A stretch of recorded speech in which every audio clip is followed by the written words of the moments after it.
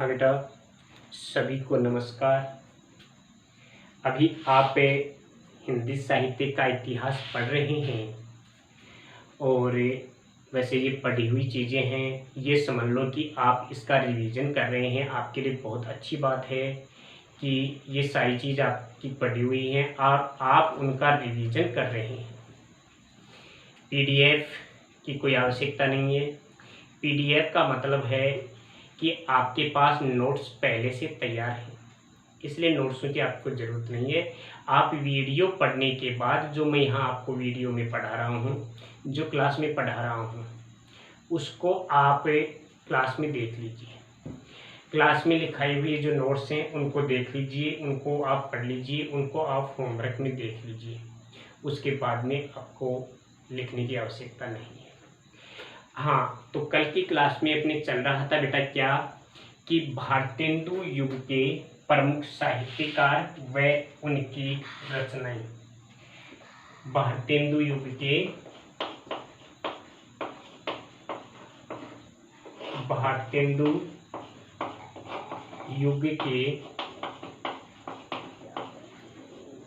प्रमुख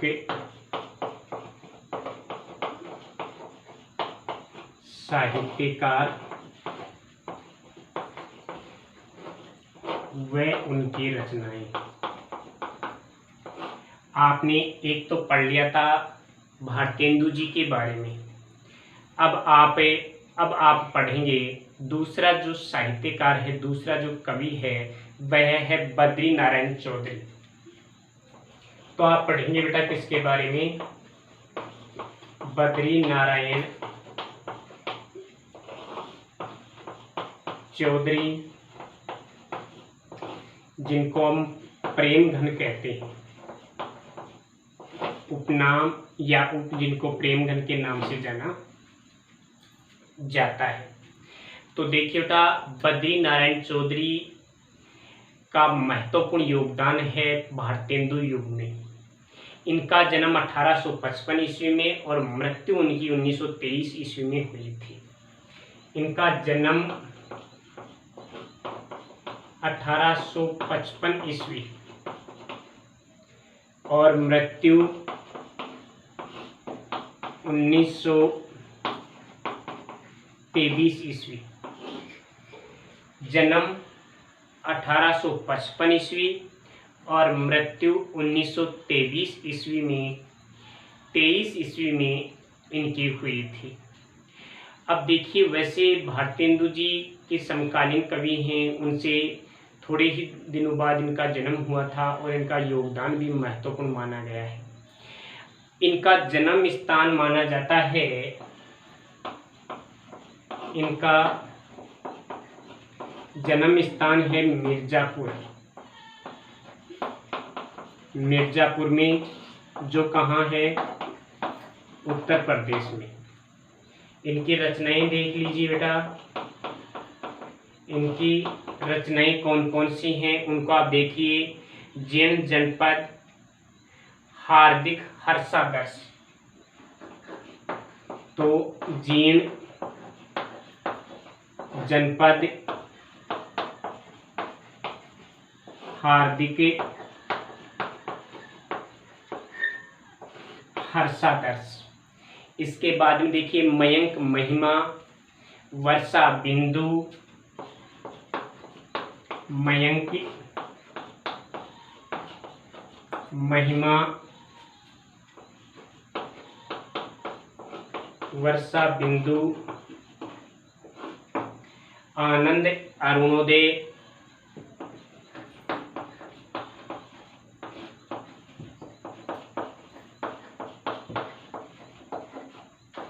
आनंद अरुणोदय, ये इनकी रचनाएं हैं। इनके अलावा आप देख सकते हैं युगल स्त्रोत, मन की मौज, होली की नकल, पितर प्रलाप, लालित्य लहरी, ये इनकी और कुछ रचनाएं हैं। लेकिन आपको इतनी रचनाएं पढ़ने से कोई मतलब नहीं है। 2-2, 5-5 आप कर लीजिए।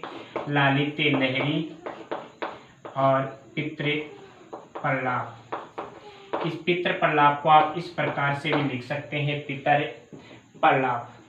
ये इनकी चीज़ें हैं।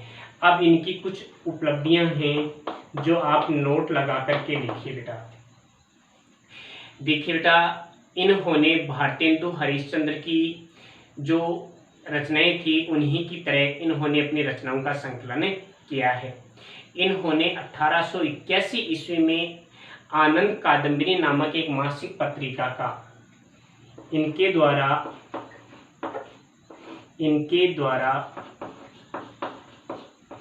सन 1881 ईस्वी में 81 ईस्वी में आनंद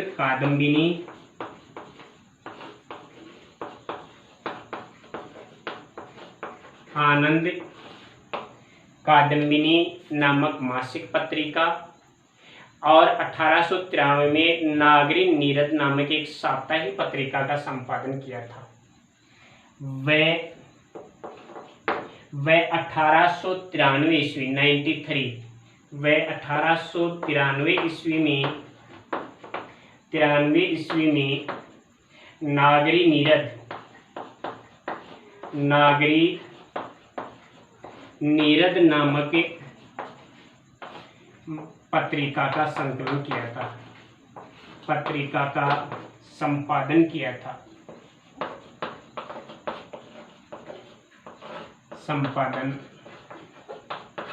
था। ये इनकी महत्वपूर्ण कुछ रचनाएं हैं। इनके अलावा देखिए बेटा, इन्होंने साहित्य में अपना बहुत योगदान दिया। इन्होंने उर्दू भाषा में अब्र नाम से अपना लेखन कार्य किया था। इन्होंने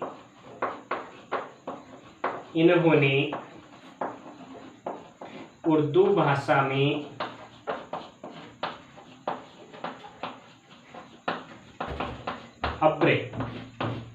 अब्र उपनाम से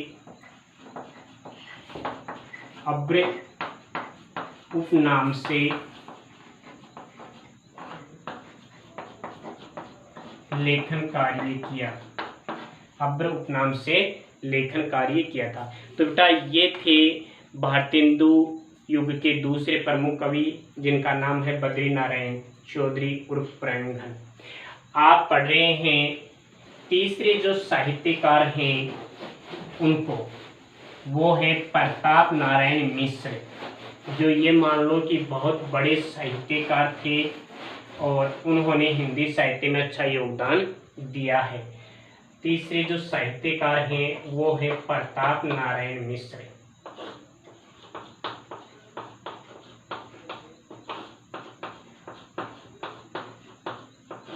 प्रताप नारायण मिश्र, हाँ बेटा, ये बद्री नारायण चौधरी के समकालीन ही हैं। तो इनका जन्म देखिए, इनका जन्म हुआ था 1856 ईस्वी में।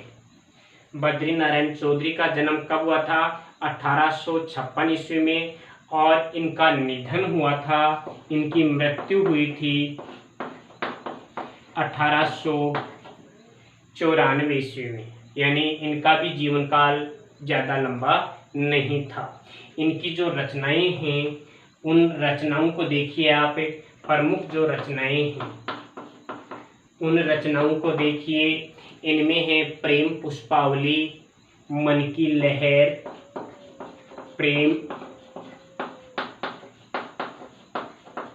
पुष्पावली,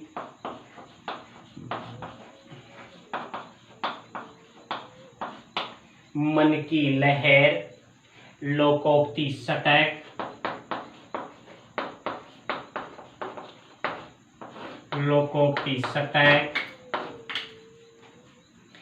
इनके अलावा दीवाने, श्रृंगार विलास, प्रताप लहरी,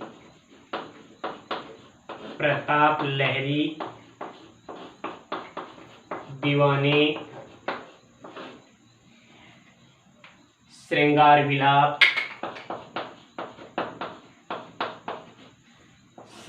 विलाप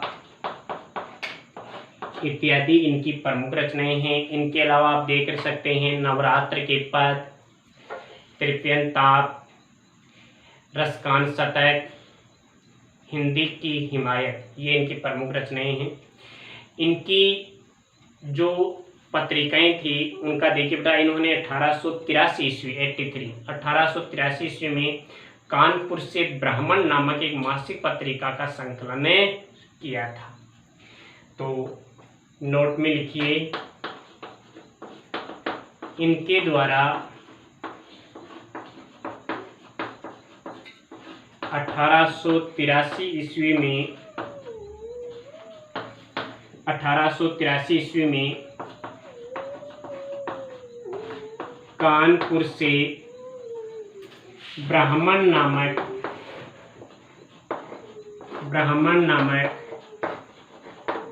पत्रिका का संकलन किया गया था।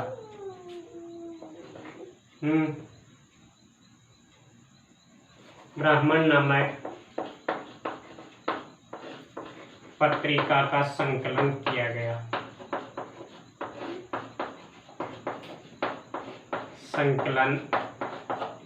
किया गया था। ये बहुत बड़े हिंदी के साहित्यकार माने जाते हैं, जो भारतेंदु हरिश्चंद्र के ही शिष्य माने जाते हैं। ये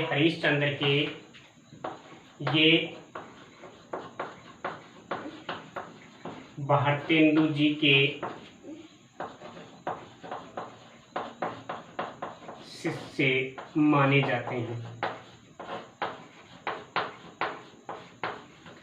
यानी कि साहित्यिक योगदान में, इनके साहित्यिक योगदान में उनका काफ़ी योगदान रहा है।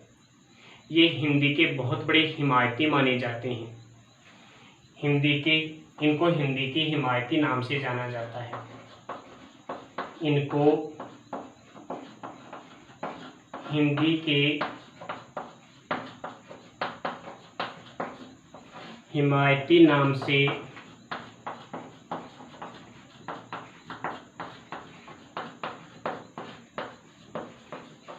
जाना जाता है। हिंदी के हिमायती नाम से इनको जाना जाता है।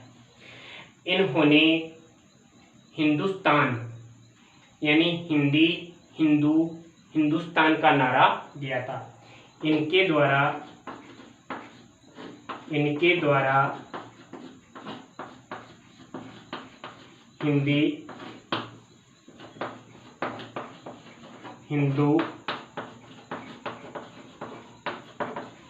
हिंदुस्तान का नारा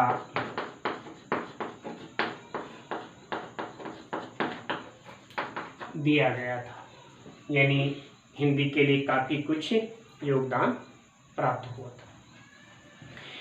अगला जो साहित्यकार है वह है अंबिकादत्त व्यास। अभी आप पढ़ेंगे अंबिकादत्त व्यास को, ज़्यादा नहीं पढ़ेंगे, 2 4 5 पढ़ेंगे। 5 पढ़ लेते हैं, तो 5 लोगों का यदि आप परिचय दे दोगे तो काफ़ी हो जाएगा। तो अंबिकादत्त व्यास,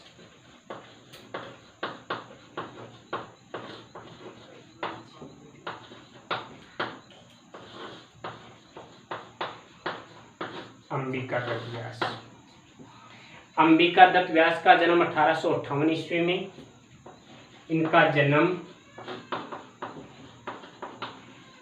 1858 ईस्वी और इनकी मृत्यु 1900 ईस्वी। जन्म 1858 और मृत्यु, देखिए बेटा, ये जिस काल के कवि हैं और उस काल में जितने भी कवि हैं उनका जीवन काल लगभग समान सा ही रहा है। उनके जन्म और मृत्यु में कोई विशेष अंतर नहीं दिखाई देता है। इनकी जो रचनाएं हैं, इनकी रचनाओं में देखिए, प्रेम 50 के बाद में पावस 50,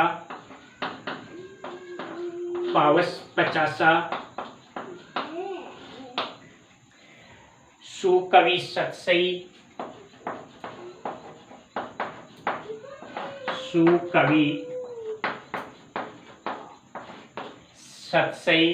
हो होरी,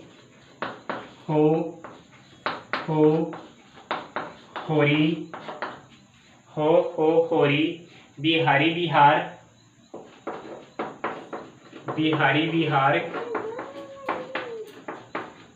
बिहारी विहार,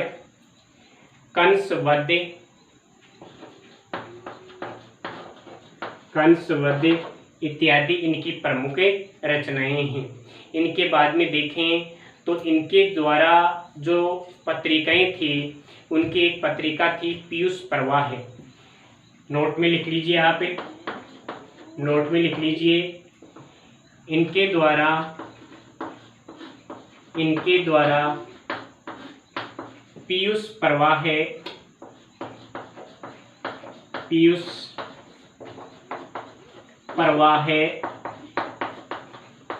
पत्रिका का संपादन किया गया था।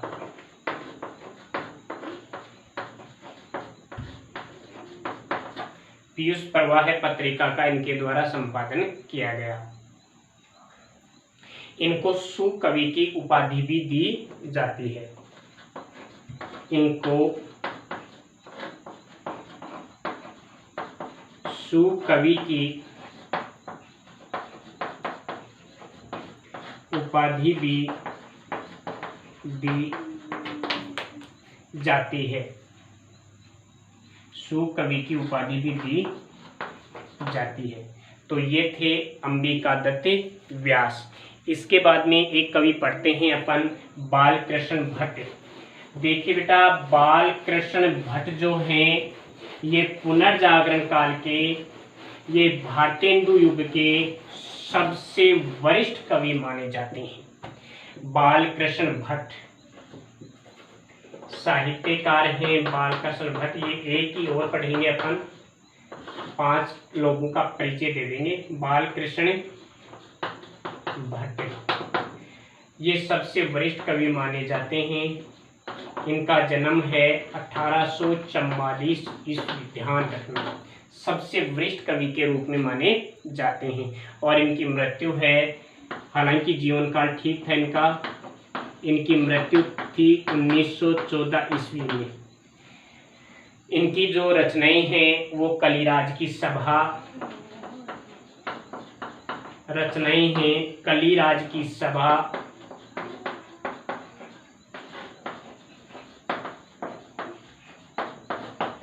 इसके बाद में आता है चंद्रसेन रहस्य कथा।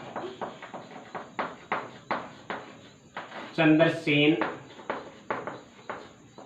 रहस्य कथा। उसके बाद में आता है बाल विवाह। बाल विवाह है। इसके बाद में आता है 100 अजान एक सुजान। 100 अजान एक सुजान। एक रचना आती है नूतन ब्रह्मचारी।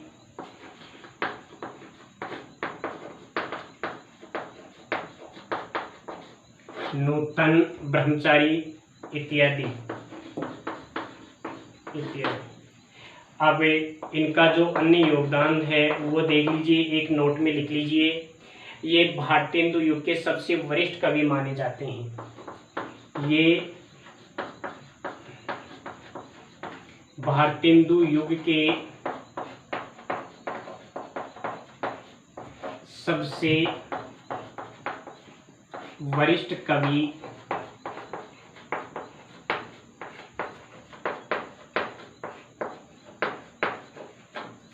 वरिष्ठ कवि माने जाते हैं। दूसरी इनकी उपलब्धि है, इन्होंने हिंदी प्रदीप नामक एक मासिक पत्रिका का संपादन किया था। इनके द्वारा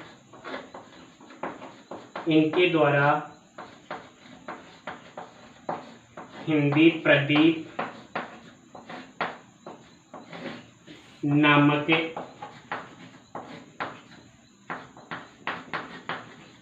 पत्रिका का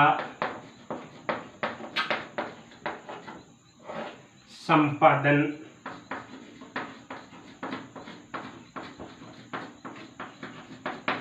कौन सी पत्रिका का? हिंदी प्रदीप नामक पत्रिका का संपादन किया गया था। इसके अलावा इनके द्वारा प्रेम पुंज